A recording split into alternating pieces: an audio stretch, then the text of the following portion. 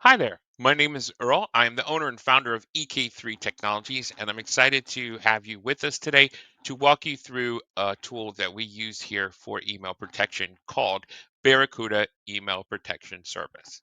Now, Barracuda Email Protection Service is a service that we're very proud of. We've been using it for quite some time, and it protects your email from spam, malicious malware, viruses that may be in your email, but it also it also checks links, and it protects you from getting all kind of different malicious things in your email.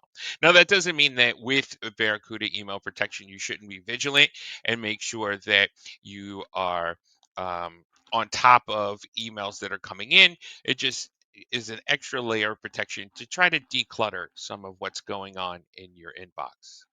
So let's go ahead and step into the program. And I'm going to use a test email.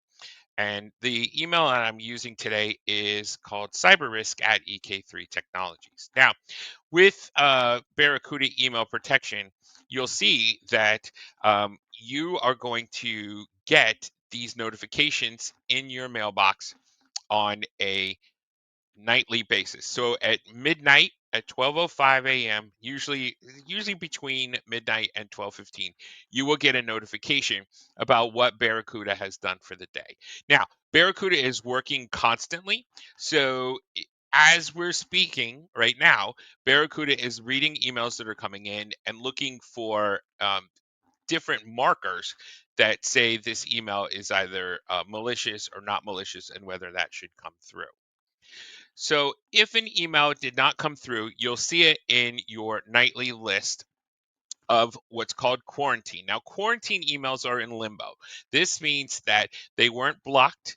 This means that they were accepted, but they're waiting because Barracuda can't decide what it should do with that email, and it's waiting for you to do something with it. You can ignore if all of these emails are here and you don't care about them, you can ignore them. If you want to have those emails allowed, there are different things you can do. So you can go right into this particular email and you can click on deliver, you can click on allow, or you can click on block. All of those will deliver the email, allow the email, or block the email. But what I'm going to talk to you about today is this big button at the top called Manage Quarantine. Now, this Manage Quarantine is where you're going to live. As a matter of fact, if you click Deliver, Allow, or Block, it's going to bring you into the same button called Manage Quarantine. So in your quarantine, you have the option to release emails. This also gives you a backup of an email. So if you were to accidentally delete an email, you can actually go into your quarantine and retrieve that email. So let's click on this big manage quarantine button. One more quick thing before we go into that, you can click this button anytime. So if you're looking for an email right now that was supposed to come in today, you don't have to wait until midnight of the next night in order to go in and see that email. All of the emails that I'm going to show you are real-time emails. And so if you need to see something right away or you need to make sure that something is released right away, you can go into manage quarantine at any time throughout the day. So I'm going to click on manage quarantine, and that's going to bring up the Barracuda ESS website for us. So let me change my screen real quick.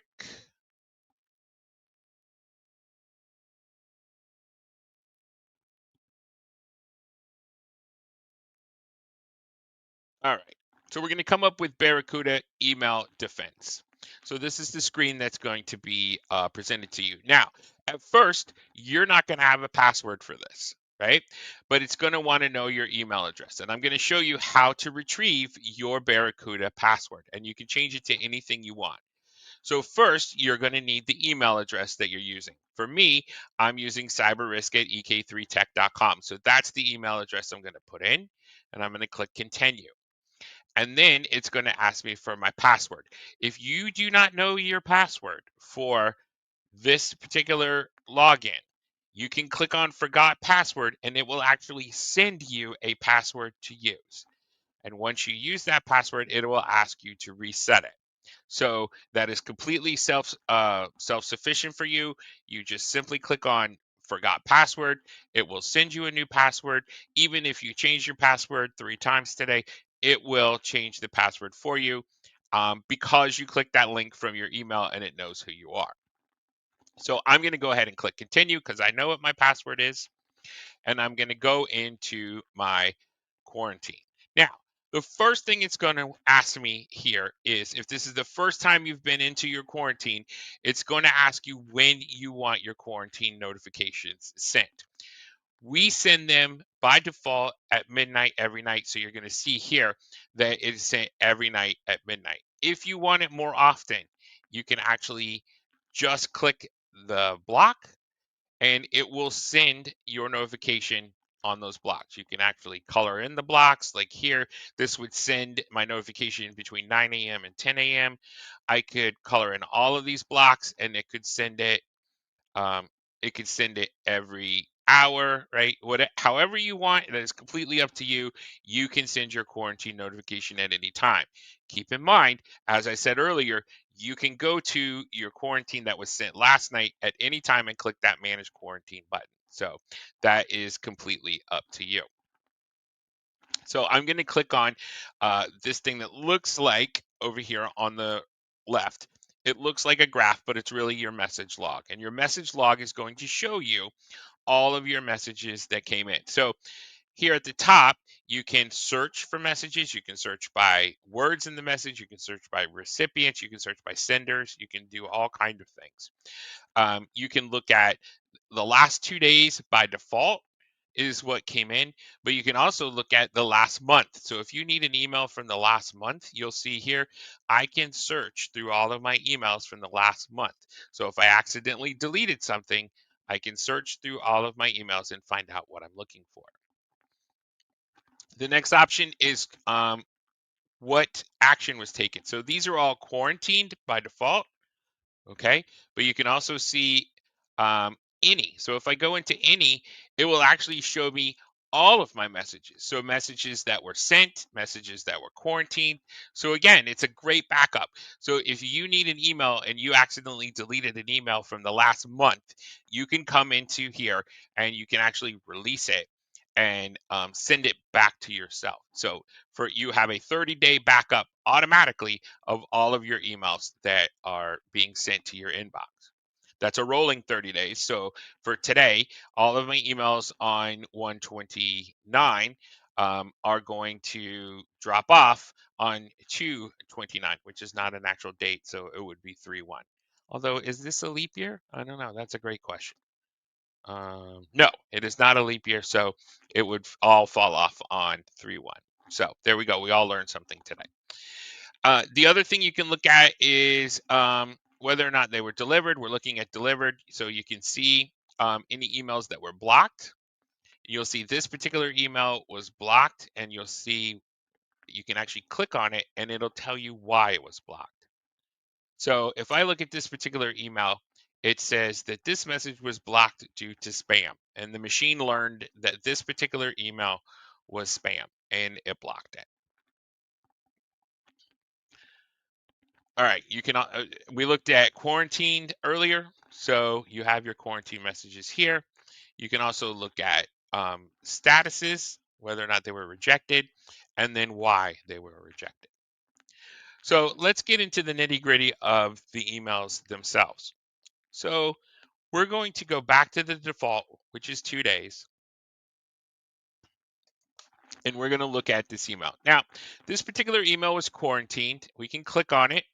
If we click on it, we can, you'll see over on the right, it will pop up and it'll tell you why it was quarantined. Now, this is a bulk email, meaning this was sent from something like Constant Contact or MailChimp or something. And by default, those are sales emails, and a lot of times those are blocked. But let's say that you wanted to always received this email. You can do a couple of things over here on the right. You can deliver this email. This little thing that looks like a paper airplane allows you to deliver this email, meaning it will send this email to your inbox. You can mark it as report as incorrectly blocked, meaning that this thinks it's bulk email, but maybe it's not. So if your report is incorrectly blocked, it will um, ask you to tell it why it should be allowed. You can delete this email if you want to. I wouldn't recommend that, but you do have the ability to do that.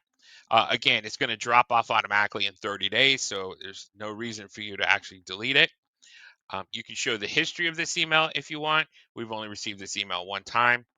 Um, and you can also download it from here. The second thing you can do is add the sender to the blocked list or add the entire domain to the blocked list. Now, this comes in handy if you got emails.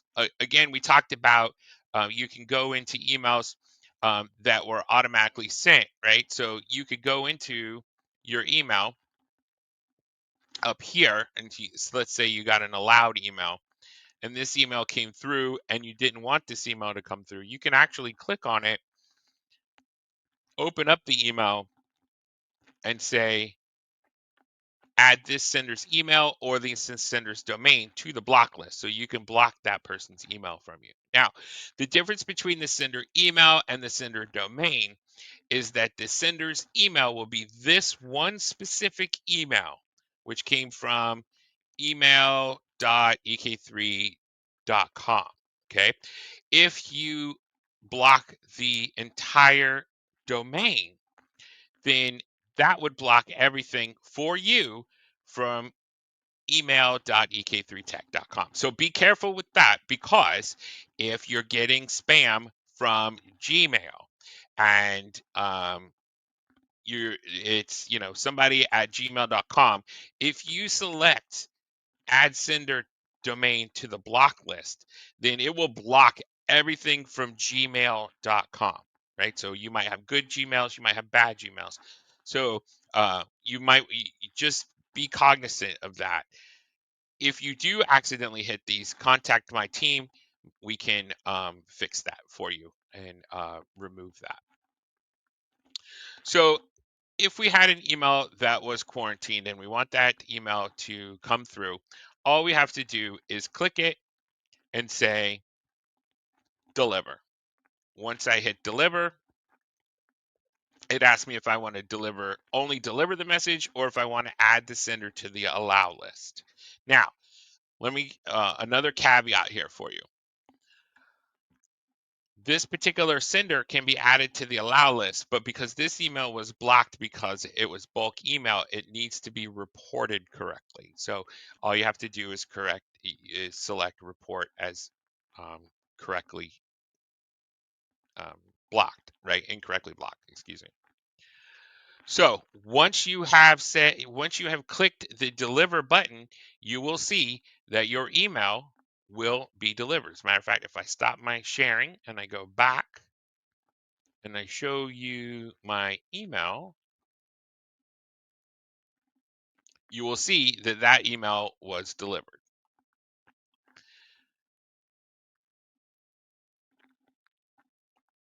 So again, you can go into your quarantine at any time.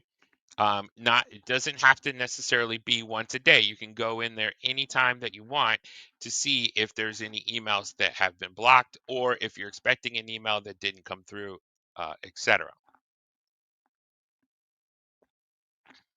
Whoops, and I shared the wrong screen. Give me a second. Let's go back.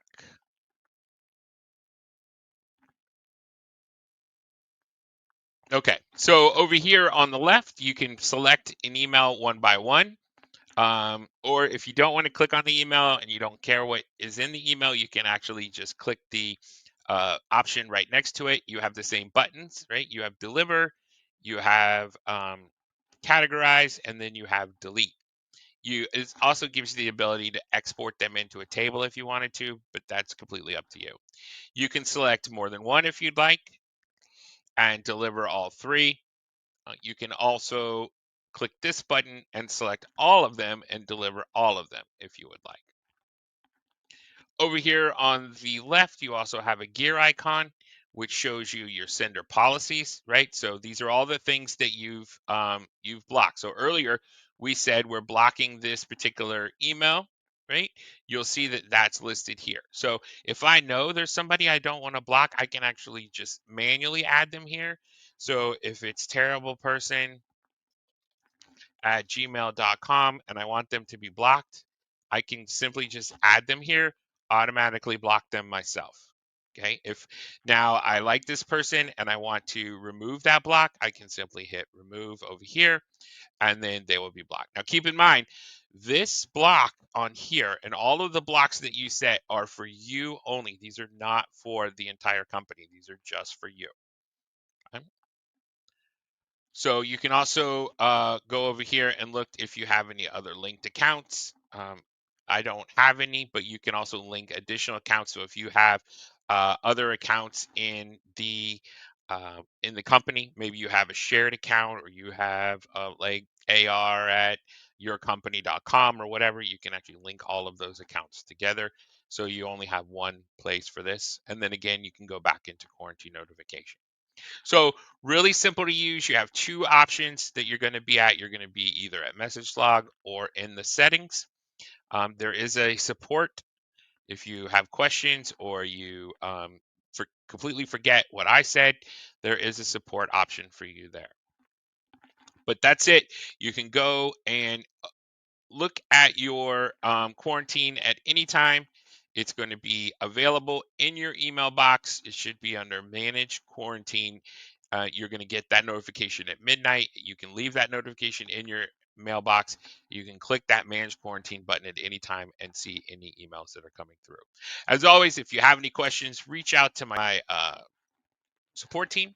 You can reach them at 904 907 8324. That's 907 tech on your phone, just in case you didn't know. It's really easy for you to remember. So thanks so much for watching. I hope you got some great information out of it. And until next time, have a great day.